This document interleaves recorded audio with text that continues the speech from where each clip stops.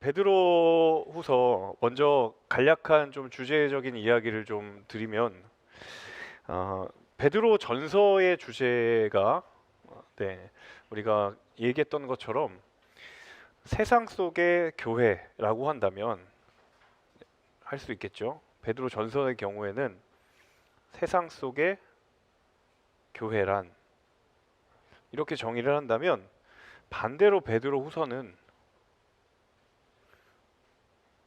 교회 속의 세상이라고 말할 수 있을 것 같아요. 특별히 이제 여기서 말하는 이 세상은 이제 언급을 하겠지만 교회를 흔드는 그리고 성도들을 미혹하게 하는 그런 뭐 이단이나 거짓 가르침들에 대한 그 의미의 세상을 이야기합니다. 그래서 이 베드로후서는 교회 속의 이 세상을 대하는 영적인 자세 그리고 우리가 어떻게 영적으로 무장해야 할 것인가 그것에 대해서 다루고 있습니다.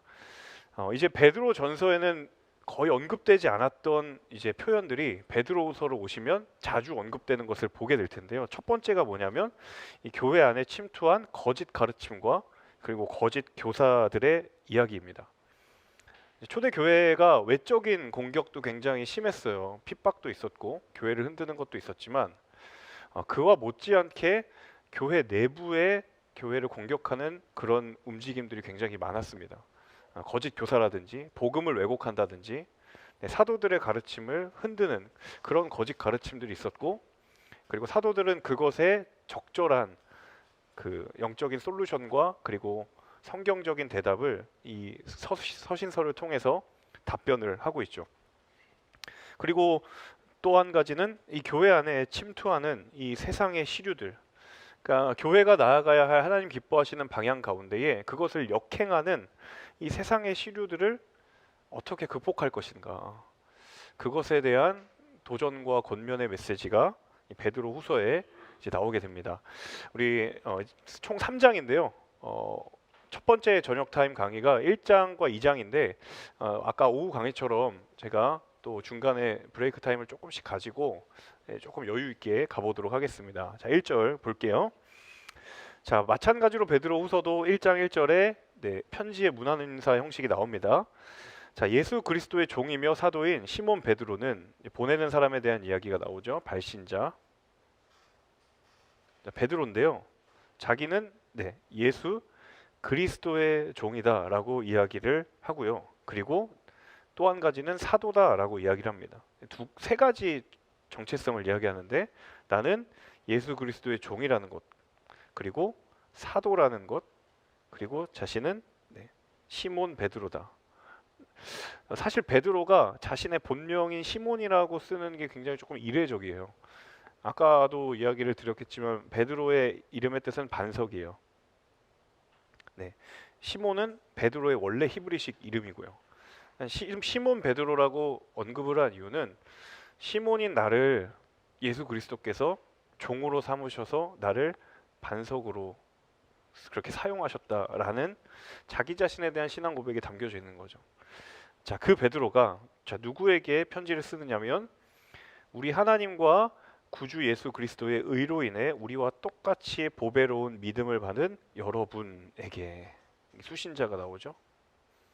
자, 2절에 나와 있는 여러분이라는 말을 수식하고 있는 1절의 후반부에 있는 내용들을 한번 볼게요. 자, 우리 하나님과 구주 예수 그리스도의 의로 인해. 자, 이제 베드로후서에서 여러분 좀 눈여겨보셔야 될 표현은 바로 이 예수 그리스도의 의입니다. 여러분 혹시 기억하실지 모르겠지만 베드로전서에서는 이 의라는 표현이 그렇게 많이 등장이 되지 않아요. 근데 상대적으로 베드로후서에서는 이 의라는 표현이 사실 자주 언급이 됩니다. 자, 그런데 그 의가 우리를 어떻게 했냐면 우리에게 똑같이, 우리와 똑같이, 사도들과 똑같이 보배로운 믿음을 너희들에게 주었다라고 하는데 그에게 은혜와 평강이 풍성하기를 바란대요. 근데 어떤 경로, 어떤 통로로 그 은혜와 평강이 주어지냐면 하나님과 우리 주 예수를 아는 지식으로 인해. 자, 하나님과 우리 주 예수 그리스도를 아는 지식. 자, 이 지식이라는 표현이 여러분이 아시다시피 이 지식은 배움과 가르침을 통해서 얻어지는 지식이 아니라 예수 그리스도를 인격적으로 만남을 통해서 교제와 그 주님과의 풍성한 관계 속에서 얻게 되는 그 경험적 지식을 이야기를 하는 거예요. 말씀을 통해 그리고 예배를 통해 기도를 통해 주어지는 그 경험적 지식을 말을 하는 겁니다. 그것으로 인하여서 우리에게 은혜와 평강이 주어지기를 빈다라고 베드로가 문안 인사를 시작을 합니다. 이어서 3절입니다. 그리스도께서 하나님의 신성한 능력을 따라 생명과 경건에 속한 모든 것을 우리에게 주셨습니다. 자, 예수 그리스도께서 주셨는데 주님이 하나님의 신성한 능력을 따라 우리에게 주신 거예요. 그러니까 하나님의 능력을 따라서 그 하나님의 능력대로 우리에게 주셨는데 무엇을 주셨냐면 생명과 경건에 속한 모든 것을 우리에게 주셨습니다. 우리에게 산소망이신 생명을 주셨고 그리고 우리로 하여금 거룩하게 살아갈 힘과 능력을 우리에게 주셨어요. 그것을 우리에게 주셨어요. 그런데 이것은 하나님의 영광과 덕으로 우리를 부르신 그분을 아는 지식으로 말미암는 것입니다. 자, 하나님을 아는 지식, 그분을 아는 지식 계속 반복되어 언급이 될 거예요. 자, 우리에게 생명과 경건을 주시는 그 통로가 무엇이냐면 하나님과 예수 그리스도를 아는 지식으로 우리로 하여금 경험된다라는 거예요. 그러니까 우리가 알려고 애쓰고 알려고 노력하는 그것을 뛰어넘어 주께서 우리에게 임재하시고 찾아오셔서 그분을 아는 지식으로 말미암아 우리에게 생명을 주시고 거룩의 능력을 부어 주신다라는 것입니다. 자, 이어서 4절. 그분은 예수 그리스도는 우리에게 보배롭고 지극히 큰 약속을 주셨대요. 그 약속을 주셨는데 이는 이것들을 통해 여러분이 세상의 정욕 가운데 썩어져 가는 것을 피하고 신의 성품에 참여하는 사람들이 되게 하려는 것입니다. 두 가지를 여기서 이야기를 할 수 있을 것 같아요. 첫 번째는 예수님께서 우리에게 보배롭고 지극히 큰 약속을 주셨다. 그것과 그리고 두 번째는 그 약속을 주신 이유가 뭐냐? 목적이 뭐냐예요. 약속을 우리에게 왜 주셨나? 그게 이제 뒤에 나오는 거죠. 자, 이것들을 통해 바로 여기 있는 이 약속들을 통해 여러분이 이 흩어진 교회가 세상의 정욕 가운데 썩어져 가는 것을 피하기 위하여 주신 것이고 그리고 또 한 가지는 신의 성품에 참여하는 사람들이 되게 하려는 두 번째 이유라는 거예요. 자, 예수 그리스도께서 생명과 경건에 속한 모든 것을 우리에게 주시는 그 약속을 왜 주셨는가 하면 그것으로 세상의 정욕 가운데 썩어져 가는 것을 피하는 첫 번째 이유, 그리고 두 번째는 그것을 통해 우리로 하여금 신의 성품에 참여하는 사람들이 되게 하려는 것이에요. 자, 이 신의 성품, 베드로후서에 굉장히 중요한 포인트 되는 개념 중에 하나입니다. 이제 성품은요, 여러분 타고나는 본성적인 의미를 가지는 경우가 많잖아요. 네. 그러니까 마치 이제 사람이 태어날 때 본성적으로 가지게 되는 그런 기질들을 가리켜서 성품이라고 이야기를 하는데 영적으로 신의 성품이라고 하는 것, 그러니까 우리가 육체적으로 태어나는 것뿐만 아니라 우리가 영적으로 다시 태어났을 때 하나님께 속하게 된 백성이 됨으로 인하여서 하나님이 우리에게 주신 그 하나님의 성품, 하나님의 형상, 그것을 이야기하는 것이고 그 신의 성품에 우리가 참여한다. 이 참여한다라는 단어가 바로 아까 제가 교회의 네 가지 기능 중에 하나인 바로 코이노니아라는 헬라어 단어와 동일한 단어입니다. 참여하다라는 의미가. 그러니까 교회가 하나님과 친밀한 교제와 관계 가운데에 이루어지는 성장과 성숙의 의미를 4절 가운데 담고 있다는 것이죠. 우리에게 하나님께서 생명과 경건을 주신 이유와 목적이 있다. 그 약속 주신 이유와 목적은 첫 번째는 이 세상 속에 썩어져가는 것을 분별하고 피하도록 주신 것이고 두 번째는 그것을 통하여 우리로 하여금 자라게 하시려고 신의 성품에 참여하는 성장하게 하시고 성숙하게 하시려고 그 약속을 우리에게 주신 것이다 이야기를 하는 거예요. 자, 그러므로 이제 5절부터 7절은 그 신의 성품이 뭔가에 대해서 구체적으로 설명을 합니다. 그 4절에 언급되어 있는 신의 성품에 대한 구체적인 영적인 덕목에 대해서 이야기를 하는 거예요. 자, 5절부터 보겠습니다. 그러므로 여러분은 더욱 힘써 첫 번째 믿음의 덕을. 자, 믿음은 여러분이 알고 계시는 그 하나님의 신실한 약속에 대한 나의 반응이에요. 신의 성품에 참여하는 데에 가장 중요한 뿌리가 되고 출발점이 되죠. 믿음으로부터 모든 우리의 성장과 성숙이 출발되는 거예요. 순서도 굉장히 중요합니다. 믿음이 가장 먼저예요. 자, 거기 그 믿음에 무엇을 더하냐면 덕을 쌓는 거예요. 당시의 이 헬라적 문화 배경에 따르면 사실 이 덕은 그 당시에 탁월함이나 유명함을 뜻하는 단어였어요. 그런데 성경에서 말하는 덕은 그것이 아니라 관계 안에서 드러나는 신앙적 그리고 윤리적 성품을 이야기합니다. 굉장히 뉘앙스가 좀 다르죠. 그 당시에 덕이다라고 하면 좀 탁월하다, 유명하다 이런 느낌이 굉장히 강했는데 성경에서 말하는 덕은 사람과의 관계 속에서 하나님이 주시는 성품으로 인해서 드러나는 신앙적, 윤리적 성품을 이야기하는 것이 덕이에요. 그러니까 믿음의 덕이라는 것은 믿음으로 출발하였지만 세상의 모든 관계 속에서 그 하나님의 성품이 흔적으로 드러나고 새겨져야 된다는 사실을 이 구절을 통해서 우리가 발견하게 되는 것이죠. 자, 그리고 덕에 또 무엇을 더하냐면 지식을 더하는 거예요. 여러분 아까 1, 2, 3절에서 하나님을 아는 지식, 뭐 예수 그리스도를 아는 지식을 계속 베드로 후서에서 반복이 되고 있죠. 그 지식과 똑같은 지식입니다. 그러니까 그 당시에 사람들이 얻기를 원했던 어떤 도덕적, 관념적, 철학적 지식이 아니라 하나님과 예수 그리스도를 통하여서 하나님을 알게 되고 예수 그리스도를 닮아가게 되는 그 신앙적, 영적 지식을 이야기를 하는 거예요.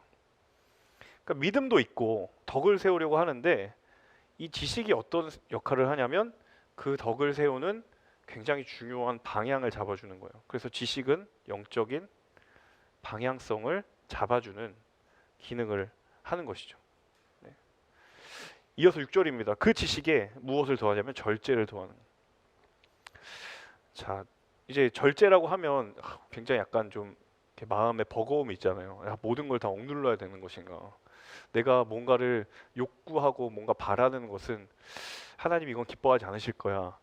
라고 우리가 생각을 할 수 있는데 사실은 여러분 하나님이 우리에게 욕구라는 것을 주셨어요. 이 욕구라는 것은 누가 따로 만든 게 아니잖아요.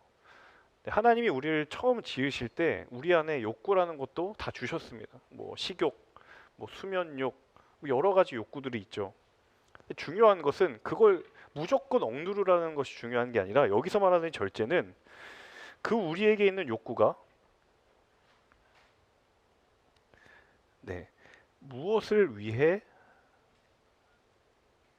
사용되는가, 이것이 반드시 해결되어야 될 질문으로 욕구가 사용되어져야 된다는 얘기예요.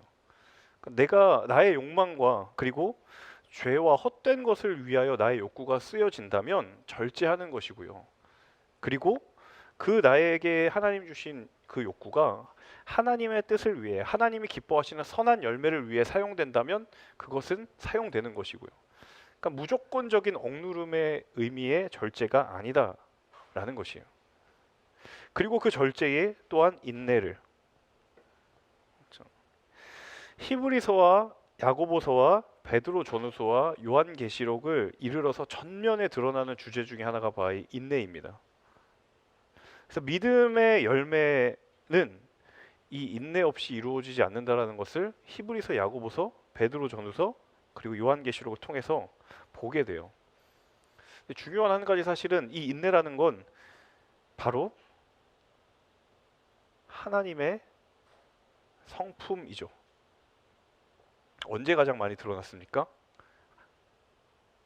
하나님이 우리에 대하여 오래 참으시죠.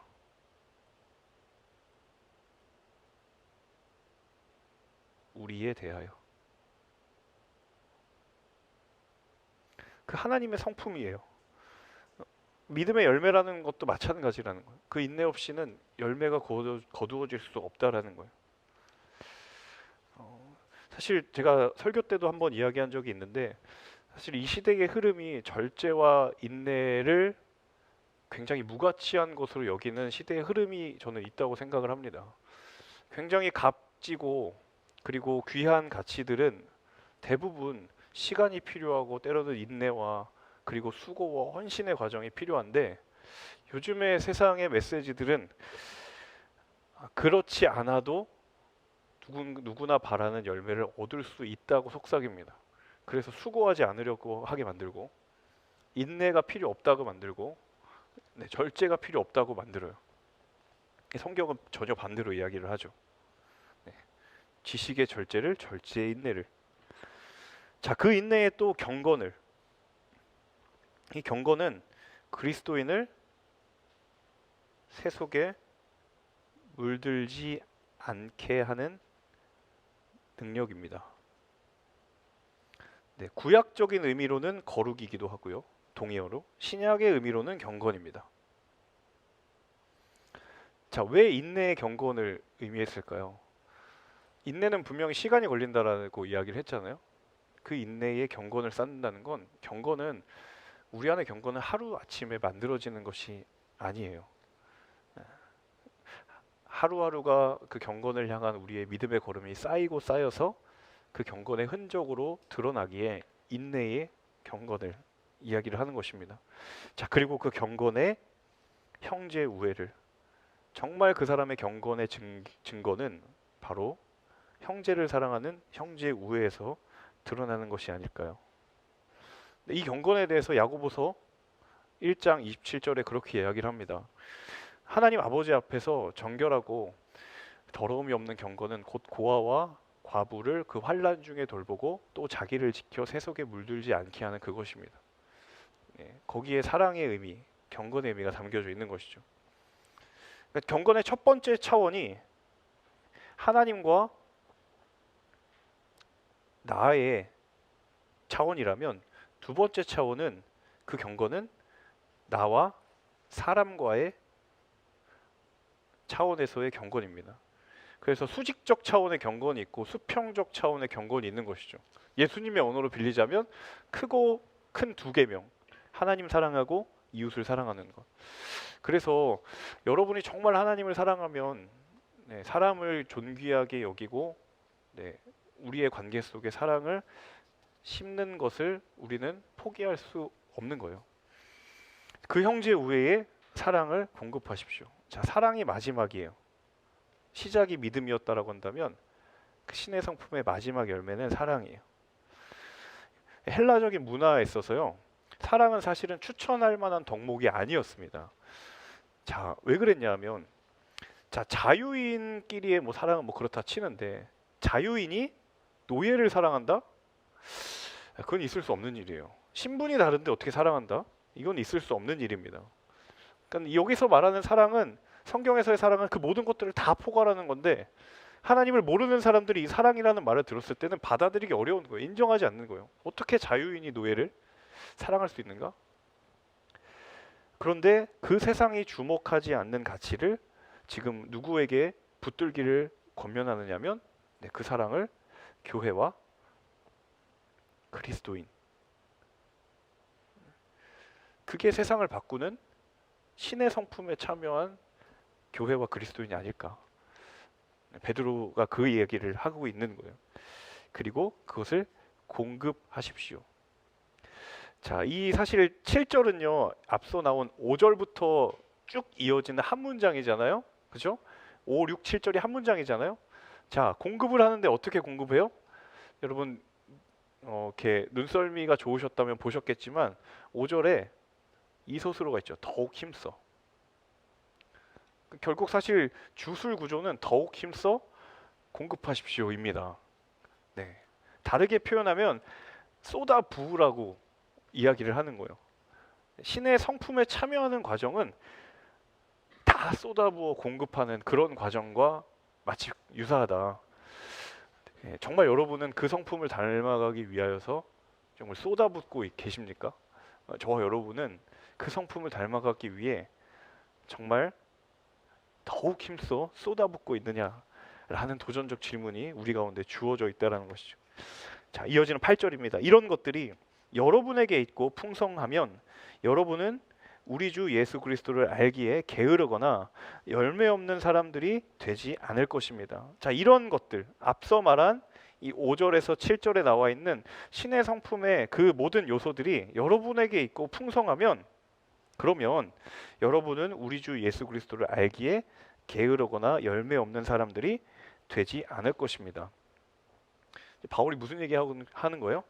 열매 없는 사람 되지 말라는 거예요. 이렇게 하면 게으르거나 열매 없는 사람 안 되게 될 거니까 제발 그렇게 되지 말아라 라는 이야기를 교회 가운데 지금 하고 있는 것입니다. 자, 9절. 그러나 이런 것들이 없는 사람은, 이런 것 아까 뭐죠? 신의 성품. 이 신의 성품이 없는 사람들은 마치 앞을 볼 수 없는 눈먼 사람이고 자기의 과거의 죄가 깨끗하게 된 사실을 잊어버린 사람이에요. 자, 앞을 볼 수 없는 눈먼 사람, 그냥 단순히 보이지 않는 사람이 아니라, 이 말은 그 신의 성품에 참여하는 이유가 뭐예요? 우리는 마지막 때를 알기 때문이잖아요. 그 종말의 소망을 품고 살아가는 사람들이잖아요. 그 마지막 때에 하나님의 앞에 섰을 때 신의 성품에 참여한 사람들로 상급을 받기 위해서 달리는 사람들이잖아요. 그 앞을 볼 수 없는 사람이고요. 그리고 그런 사람들은 자기의 과거의 죄가 깨끗하게 된 사실을 잊어버린 사람이에요. 자신의 과거의 죄가 깨끗하게 된 걸 우리는 바로 과거의 십자가의 구원 사건, 그 사실을 잊어버린 사람들이라는 거예요. 그러니까 내가 구원의 감격 이후에 이 하나님의 성품에 참여하고 신의 성품에 닮아가려고 하는 삶이 아니라면 이럴 수 있다라는 거예요. 마지막 때를 내가 어느새 잊어버리면서 살아가거나, 아니면 내가 과거에 경험했던 이 십자가의 구원의 은혜의 사건이 어느덧 내 삶 가운데 희미해져 버린 사람일지도 모른다라는 이야기를 하고 있는 거예요. 10절. 그러므로 형제들이여 더욱 힘써 여러분의 부르심과 택하심을 굳건히 하십시오. 자, 부르심은 사명이에요. 그런가 하면 택하심은 은혜입니다. 항상 은혜와 사명은 같이 갑니다. 아까도 제가 이야기를 드렸지만 하나님 은혜 주시면 반드시 사명의 자리를 보이시고요. 사명만 있는 자리 위험합니다. 은혜가 있어야 사명을 온전히 감당할 수 있는 것이죠. 그래서 부르심과 택하심은 항상 함께 있는 거예요. 근데 어떻게 해요? 그거를 더욱 힘써 굳건히 하십시오. 흔들리지 않도록 견고하도록 힘쓰라는 거예요. 여러분들이 이것을 행하면 결코 넘어지지 않을 것이, 낙심하지 않을 것이에요. 이어서지는 11절입니다. 이렇게 하면 우리 주이시며 구주이신 예수 그리스도의 영원한 나라에 여러분이 넉넉히 들어가게 하실 것입니다. 이렇게 하면 어떻게 하는 거예요? 지금 계속 얘기하고 있잖아요. 이 신의 성품에 참여하면 우리 주이시며 구주이신 예수 그리스도의 영원한 나라에 여러분이 넉넉히 들어가게 하실 것입니다. 이 구절 보고 이제 약간 혹시 이런 질문을 하시는 분이 계실지도 모르겠는데, 그러면 이 성품에 참여하지 못하면 넉넉히 못 들어가는 겁니까? 네, 이렇게 생각을 할 수도 있어요. 그럼 내가 구원을 못 받을 수도 있는 것인가? 마치 이제 베드로가 워낙 세게 이야기를 하니까 이런 생각을 하실 수도 있을 것 같은데, 사실은 베드로의 말의 의도에는 여러, 제가 이 부분의 주석들을 좀 찾아봤어요. 이게 정말 그런 의미일까? 그런데 일반적으로는 사실은 그건 아닙니다. 네. 중요한 사실은 무엇을 이야기하냐면 이 신의 성품에 참여하는 것, 그러니까 우리 안에 있는 하나님의 성품을 향해 자라가는 그 시간, 그게 중요하다는 거예요. 그러니까 마치 어린아이가 태어나서 성장하면서 성인이 되어가는 과정을 보면, 여러분, 저는 크지 않겠습니다. 저는 그냥 여기가 좋으니까 저는 요 정도로 하고요. 그냥 요 상태에서 나이 먹겠습니다. 이런 사람 없잖아요. 시간이 흘러감에 따라 성장하게 되고 영양분을 공급받게 되고 성숙하게 되잖아요. 마치 그런 거가 같다라는 거예요. 그러니까 이게 구원 받느냐 못 받느냐의 문제가 아니라 정말 그것이 너무도 자연스러운 은혜의 반응이어야 된다는 사실을 강조하기 위한 베드로의 표현이고 권면이다라는 거예요. 그런 성장과 성숙을 향해 나아가면 하나님께서 이루시는 구원을 맛보게 될 것이다라는 이야기를 하는 겁니다. 자, 이어서 12절입니다. 그러므로 여러분이 이것들을 알고 또 여러분이 이미 받은 진리 안에 굳게 서 있다 해도 나는 여러분들로 하여금 항상 이것들을 기억하게 하려 합니다. 자, 지금부터 이 베드로가 기억하게 하려 합니다라는 표현이 또 나옵니다. 총 3번에 걸쳐서 나오니까 한번 잘 유심히 보세요. 자, 12절. 그러므로 여러분들이 이것들을 알고, 방금 쭉 얘기했던 이것들을 알고 또 이미 받은 진리, 구원의 복음의 진리 안에 굳게 서 있다고 해도 그럼에도 불구하고 나는 너희들에게 이것을 기억하게 계속 얘기하고 싶어요. 베드로의 생각을 알겠죠? 기억하게 할 거야. 이유가 있어요. 13절에 내가 이 육신의 장막을 사는 동안에 여러분을 일깨워, 또 나왔네요. 기억하게 하는 것이 옳다고 생각하기 때문입니다. 그러니까 육신의 장막, 이 베드로가 베드로 후서를 기록할 즈음에 자신의 죽음을 예견하고 있었다라고 많은 신학자들이 봅니다. 자기가 이제 떠날 날이 가까웠다라는 것을 알고 끝까지 권면하고 싶은 베드로의 마음이 있는 거예요. 내가 지금 살아있을 때까지 여러분을 말하고 계속 말해서 이거 정말 여러분에게 기억하게 하는 것이 나는 옳다고 생각하다. 그 이야기를 하는 거예요. 사실 디모데 전후서가 바울의 유언격 메시지라고 한다면 베드로후서는 이 베드로의 유언격 메시지라고도 할 수 있습니다. 이제 그 이야기를 쭉 하는 거예요. 이는 우리 주 예수 그리스도께서 내게 보여주신 대로 내가 곧 내 장막을 떠날 것을 알기 때문입니다. 더 선명하게 이야기하죠. 나 떠날 거 이제 알기 때문에 그래. 예수님께서 내게 보여주셨어. 그러니까 때가 되면 나는 갈 거기 때문에 내가 더욱 힘써 기억하게 하려고 할 거야. 자, 15절. 떠난 뒤에도 그래도 여러분이 이것을 항상 기억하게 하려고 힘쓰고 있습니다. 그러니까 떠나지도 않았는데 떠난 뒤에 얘기를 막 하는 거예요. 그냥 베드로가 얼마나 간절한 마음으로 이 교회들이 이 신의 성품에 참여하는 것을 기억하기를 원했는지 여러분 이 베드로의 타는 심정을 조금이라도 느끼실 수 있으면 좋을 것 같습니다. 이어서 16절입니다. 우리가 우리 주 예수 그리스도의 능력과 그분이 오실 것에 대해 여러분에게 알게 한 것은 교묘히 꾸며낸 신화를 따른 것이 아닙니다. 자, 베드로가 알고 있는 예수 그리스도의 능력 그리고 그분이 오실 것, 그것을 너희들에게 알게 한 것은 교묘히 꾸며낸 신화를 따른 것이 아니다라고 이야기를 합니다. 자, 교묘히 꾸며낸 신화를 따른 것, 이게 바로 당시 거짓 교사들의 가르침이었어요. 예수님 그리스도의 부활의 능력 그리고 그분의 재림, 부활과 재림을 다 꾸며낸 이야기다, 신화다라고 그 당시에 이야기하면서 교회를 어지럽혔던 거예요. 그게 아니다라는 거예요. 이어서 이야기합니다. 우리는 그분의 크신 위엄을 직접 본 사람입니다. 직접 본 사람이에요. 자, 사도행전 2장에 보면 12제자 중에 한 사람인 가룟 유다가 죽고 난 이후에 추가적으로 한 명을 뽑게 되죠. 그때 그 사도에 추가적으로 그 사도의 그 대열에 합류해야 될 사람을 뽑을 때 사도행전 2장에 보면 그 사도의 자격에 대해서 이야기를 하는데, 그 자격 중에 하나가 무엇이냐면 우리 중에 함께 다닌 사람 중에 주의 부활과 그의 죽으심을 목격한 사람들, 그 사람들을 우리가 뽑겠다, 그런 사람 뽑겠다라는 그런 내용이 나와요. 그러니까 사도라고 하는 것은 굉장히 중요한 요건이 뭐냐면 직접 받느냐예요. 주님의 부활을 받느냐, 그 주의 말씀을 함께 직접 경험했느냐, 이게 굉장히 중요한 사도의 요건이에요. 그래서 사실 사도 바울이 이것 때문에 굉장히 공격을 많이 받았죠. 왜냐하면 바울은 그때 당시에 정반대의 자리에 서 있었던 사람이기 때문에 유대주의자들에게 끊임없이 공격받았던 이유 중에 하나가 이거예요. 너는 직접 보지도 않았고 심지어 그때 그리스도인 다 핍박하던 사람이 무슨 사도냐. 그래서 공격받은 거거든요. 근데 베드로는 정확하게 내가 직접 본 거다. 이거 이 거짓 교사들이 이야기하는 것처럼 꾸며낸 거 신화 절대 아니다. 내가 확실하게 이야기한다. 여러분 사도만 그렇게 이야기합니까? 여러분과 제가 정말 예수 그리스도의 은혜를 직접 경험하면 말하는 것이 달라집니다.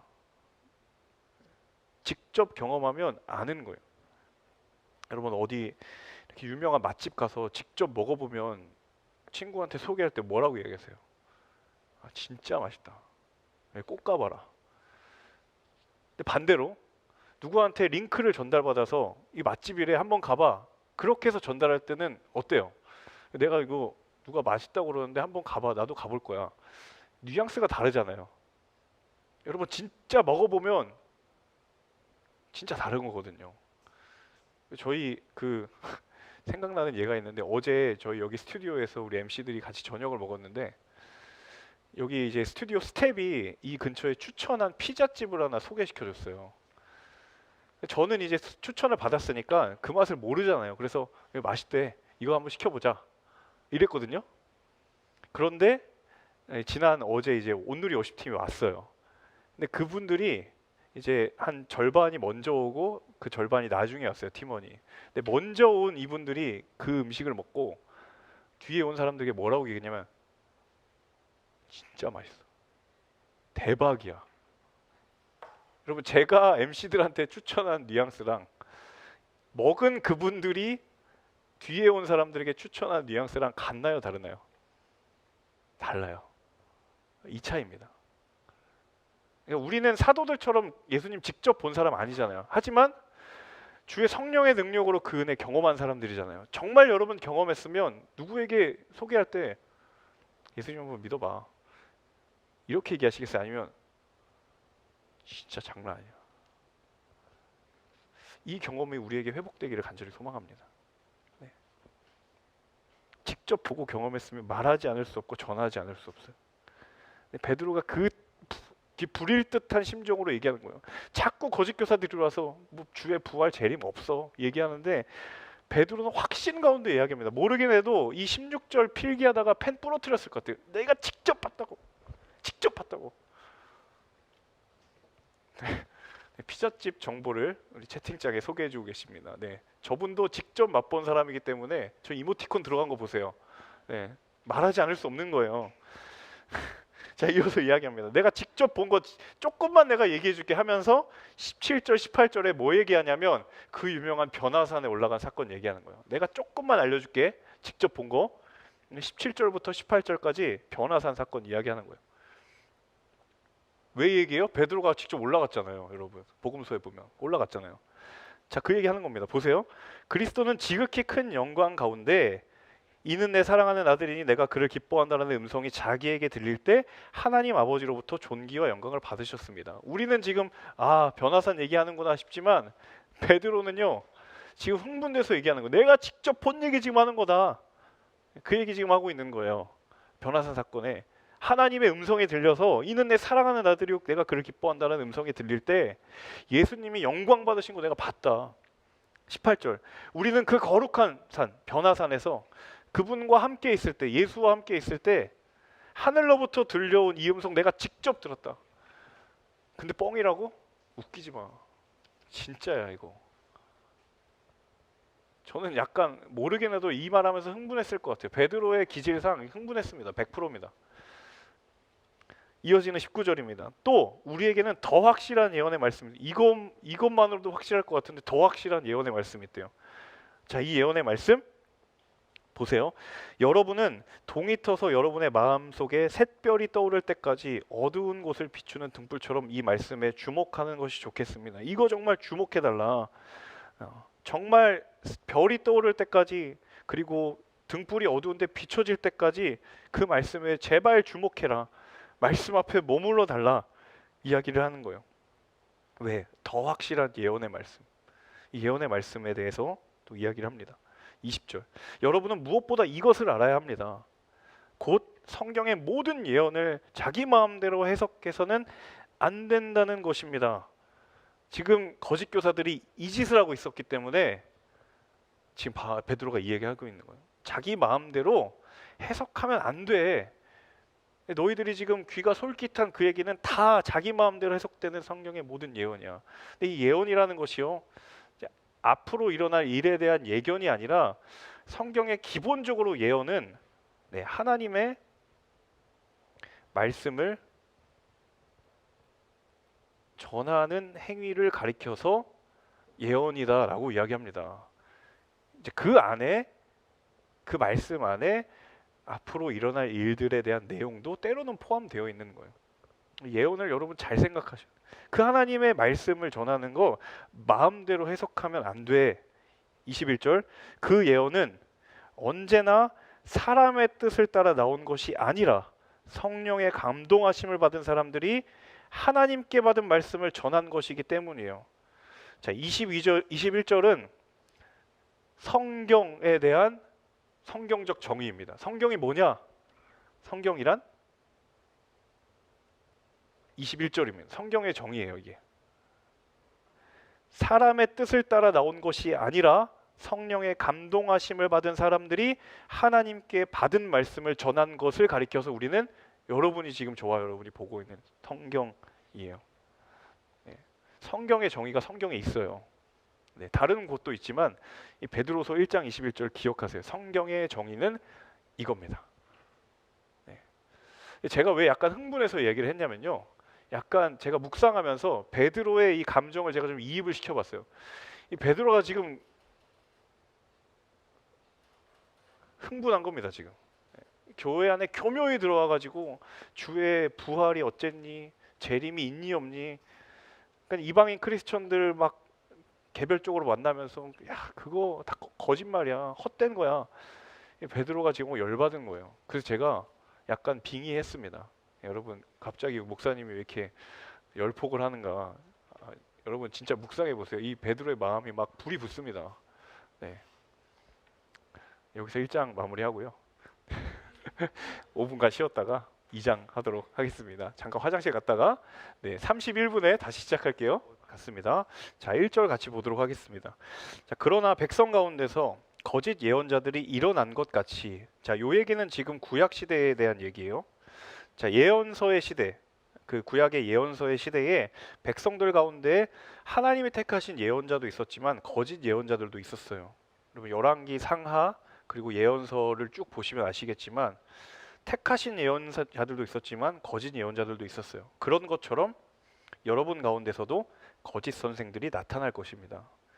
자, 그들이 어떻게 하냐면 그들은 파멸로 인도할 이단을 슬그머니 끌어들이고, 자기들이 교회에 들어오면서 이단을 데리고 들어오는 거야. 함께 끌어들이는 이단이 있고요. 자기들을 값주고 사신 주를 부인함으로 임박한 멸망을 자초합니다. 자, 주를 부인하는 것. 조금 풀어서 이야기하면 예수 그리스도가 구주이심을 부인하는 것. 이게 당시에 거짓 교사들의 굉장히 그 이단, 그리고 거짓 교사들의 주요 그 주장 중에 하나였어요. 그런데 바로 이 워딩, 예수 그리스도가 구주이심을 부인하는 게 초대 교회의 이단 판별의 중요한 기준 중에 하나입니다. 예수 그리스도가 구원자이신, 예수 그리스도가 우리의 구주 되신 것을 부인하는 것이 이단이냐 이단이지 않느냐의 굉장히 중요한 기준이에요. 이건 근데 오늘도 그렇습니다.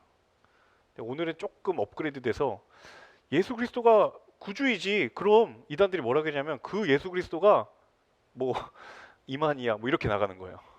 옛날에는 예수 그리스도가 구주다라는 사실을 그냥 부인했다면 지금은 어떻게 해요? 그 예수 그리스도가 다른 무언가 존재라고 이야기를 하는 거예요. 근데 초대교회의 이단의 가장 중요한 판별 기준이 뭐냐면 이겁니다. 주를 부인하는 거.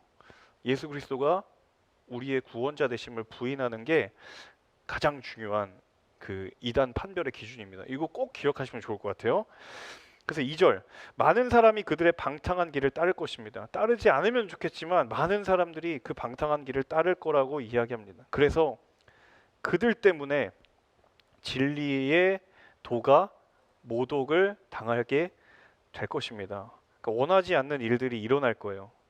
자, 방탕한 길, 예수 그리스도가 구주이심을 인정하지 않는 사람들의 결과가 뭐냐면 방탕한 길이에요.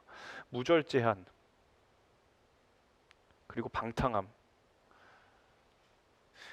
여러분, 당시에 하나님을 모르는 이방인들의 모습의 많은 부분들이 이 무절제함과 방탕함이었어요. 왜냐하면 그들과 연관되어 있는 우상 숭배의 그 자리들은 항상 이런 그런 모습들이었거든요. 절제가 없고 방탕하고 자신의 욕구를 그냥 마음껏 분출시키는, 네, 그런 일들이, 탐욕적인 일들이 일어났던 거죠.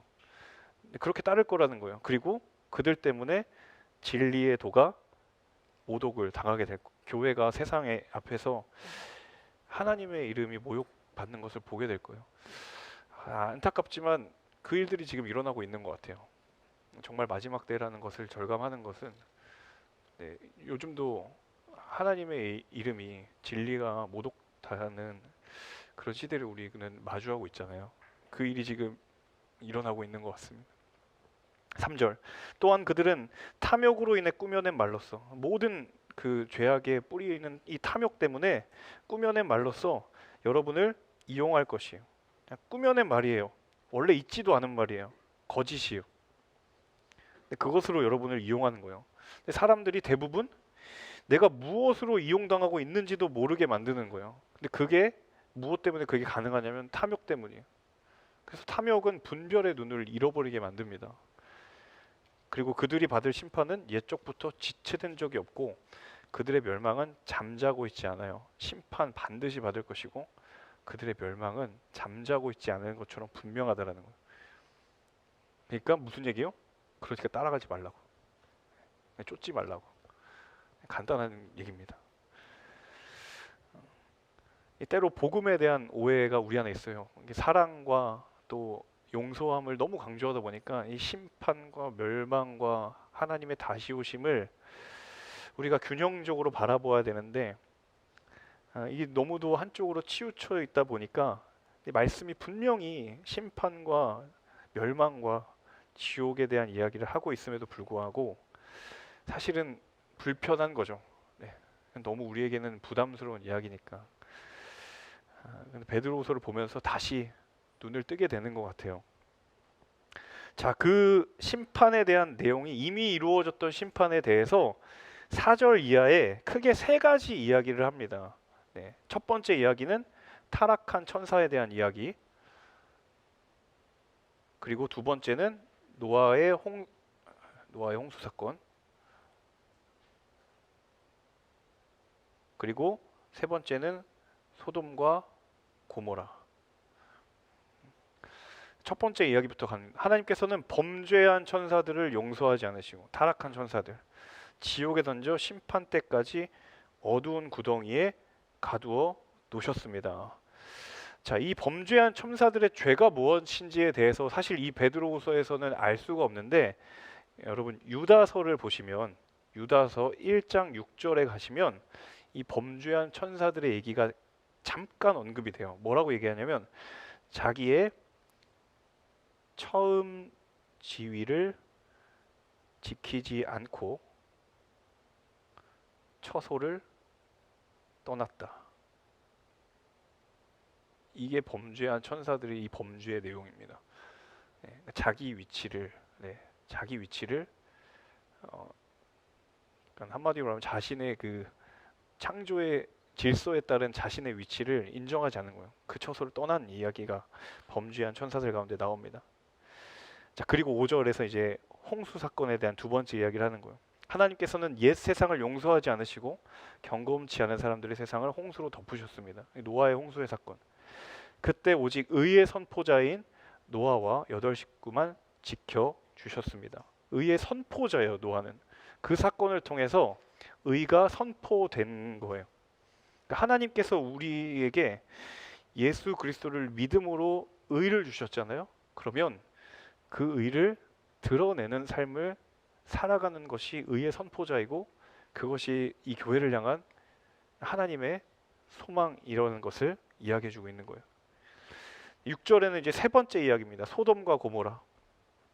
또한 그분은 소돔과 고모라 성을 심판하시고 멸망시켜 잿더미가 되게 하심으로 경건하지 못한 사람들에게 닥칠 일에 본보기로 삼으셨습니다.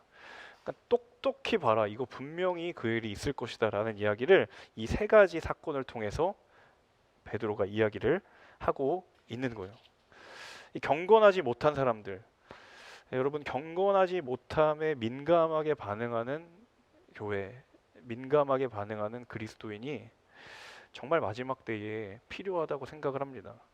자, 소돔과 고모라가 왜 멸망을 했습니까? 여러분 잘 알고 계시잖아요. 의인들이 없었잖아요. 의인들. 근데 이 의인들은 구약의 표현이라고 한다면 신약의 언어로 치환하면 이 의인은 경건한 자들이에요.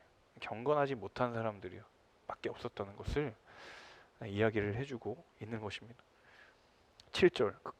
그러나 무법한 사람들의 음란한 행실로 인해 고통받는 의인 롯은 구해내셨습니다. 또 롯에 대한 이야기가 갑자기 나오는데요. 그 소돔과 고모라의 심판에서 살아남은 사람을 롯이잖아요. 근데 그 롯을 7절에 의인이라고 이야기를 해요. 근데 창세기의 이 롯의 이야기를 쭉 읽어보면 그다지 롯이 의인이다라고 말하기에는 좀 어려운 부분들이 굉장히 많이 있습니다. 도대체 무슨 근거로 이 베드로는 롯을 의인이라고 말할까? 베드로가 뭐라고 설명하는지 한번 봅시다. 이 의인은 이 롯을 이야기하는 거잖아요. 그들과 함께 살면서 이 무법한 사람들과 함께 살면서 날마다 무법한 사람들의 행실을 보고 들음으로 그의 의로운 영혼에 상처를 입었습니다. 그냥 그 악인들 때문에 자기가 상처를 입고 고통을 받았어요. 고통받고 상처 입은 것밖에 없어요. 그런데도 하나님은 그 가운데에 그를 의인으로 불러내시고 구해내셨어요. 롯을 바라보면서 하나님께서 무슨 이유도 없이 근거도 없이 이 롯을 의인으로 이야기하셨는가? 여러분 뒤집어 이야기하면 저와 여러분이 그런 의인 아니겠습니까? 하나님의 의라고 하는 것은 철저한 우리의 자격이 아니라 하나님의 은혜라는 것을 이 롯을 통해서도 우리는 발견하게 되는 거예요. 만약에 우리가 롯을 바라보면서 이게 무슨 얘가 무슨 의인이라고 라고 말하면 똑같은 잣대가 우리에게 주어졌을 때 여러분 그건 얼마나 절망이 되겠습니까? 하지만 7, 8절에 우리의 눈에 보이기에는 별로 의인의 자격도 없어 보이는 롯을 하나님이 구해내셔서 의인이라고 이야기를 하시는 것은 그 의라는 것이 얼마나 하나님의 은혜로 말미암는 것인지를 다시 한번 이 7절과 8절에 롯을 통하여서 우리는 보게 되는 것이에요. 9절. 주께서는 경건한 사람들을 시험에서 구해내시고 불의한 사람들을 심판날까지 형벌 아래 거두게 하실 것을 아시는 분입니다. 경건한 사람들은 시험에서 구해낼 것이지만 하나님의 뜻을 거스르는 불의한 사람들은 심판날까지 형벌 아래 거두실 분이에요. 우리가 좀 어렵지만 부담스럽지만 그것은 그럴 수밖에 없는 일이에요. 특히 더러운 정욕에 빠져 육체를 따라 행하는 사람들과 주의 권세를 무시하는 사람들 그렇게 할 거다라는 거예요. 자기 마음대로 무분별하게 살아가는 사람들 그리고 하나님의 주권을 인정하지 않고 무시하는 사람들 다 그렇게 할 거라는 거예요.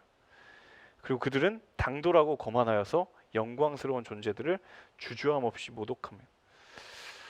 그러니까 이 시대를 보는 안타까움이 저는 이 말씀 가운데 많이 느껴지는 것 같아요. 하나님의 이름이 정말 진짜 모욕받는 시대가 되었구나.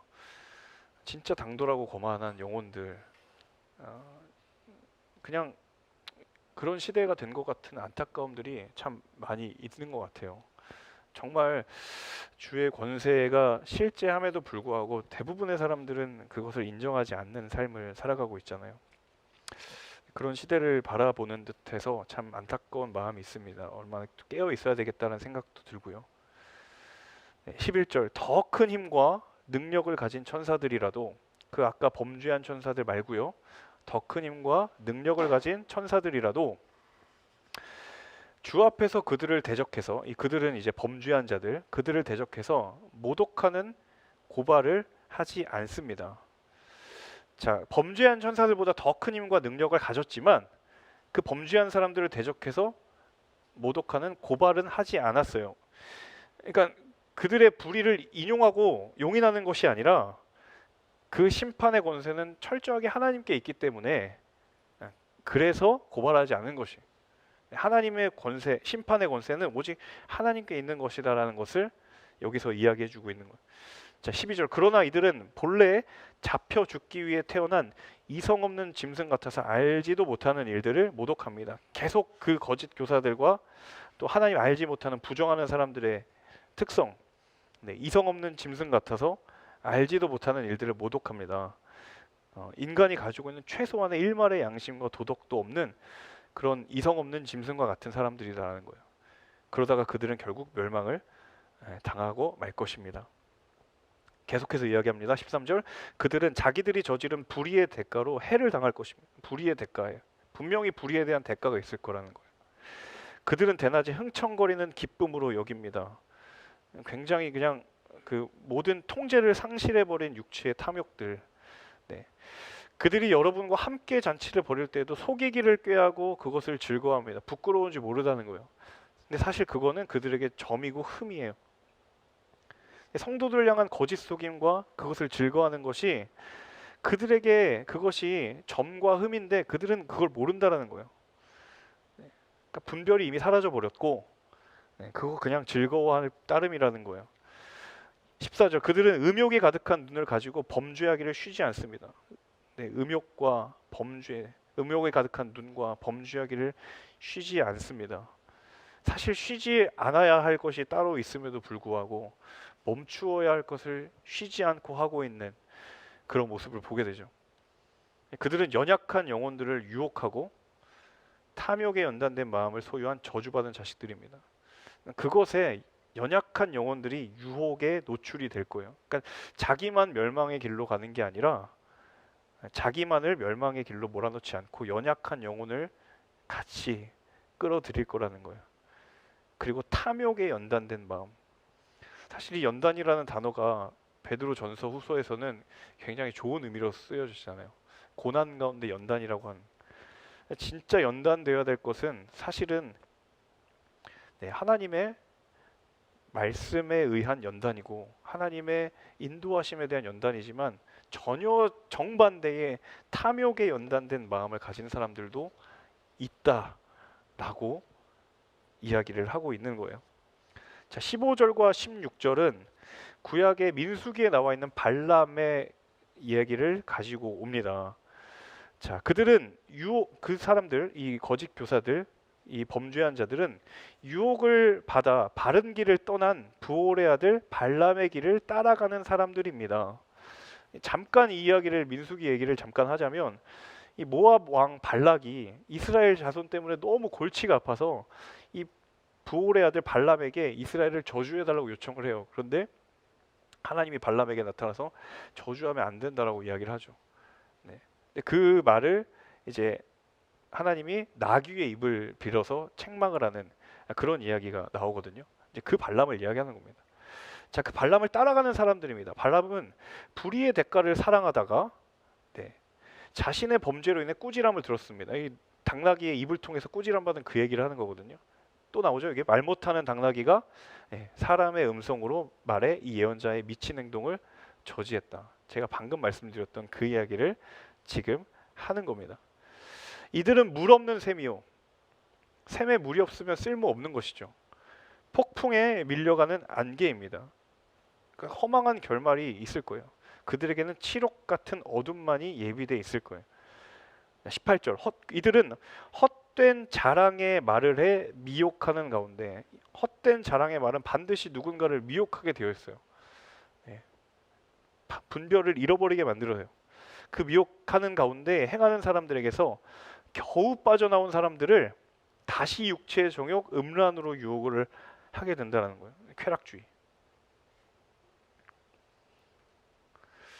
얼마나 이게 이 시대를 생각할 때마다 굉장히 이 시대와 흡사하다는 생각을 참 많이 해보게 됩니다. 하나도 빠짐이 없는 현상들이 지금 일어나고 있죠. 19절. 이들은 그들에게 자유를 준다고 약속하지만 장작 자기들은 멸망의 종들입니다. 자유를 준다고 약속하고 그 솔깃한 말에 따라갔지만 그들은 실상 뭐냐면 멸망의 종들이라는 거예요. 네. 그런데 반면에 누구든지 패배한 사람은 승리한 사람의 종입니다. 세상의 눈으로 볼 때 그들이 승리한 것처럼 보이지만 네, 그들은 승리한 사람의 종이에요. 결국 종이라는 거예요. 그거 따라가지 말라고 이야기를 한다는 것이죠. 자, 20절. 만약 그들이 우리의 주이시며 구주 되신 예수 그리스도를 알므로 세상의 더러움에서 벗어났다가 다시 이것들에 얽매이고 지면 그들의 결국은 처음보다 훨씬 악화될 것입니다. 어떤 사람도 있냐면 처음에는 이 구주 예수 그리스도를 알고 세상의 더러움에 벗어났는데 문제는 뭐냐면 다시 이것들에 얽매이고 다시 세상으로 돌아가는 게 되면 그들의 결국은 처음보다 훨씬 더 악화될 것이에요. 그러니까 예수 그리스도를 알아서 세상의 더러움에서 벗어났는데 다시 그것으로 돌아간다? 이건 있을 수 없는 일이다. 돌아가면 안 된다. 돌아갈 수 없다. 이야기를 하고 있는 거예요.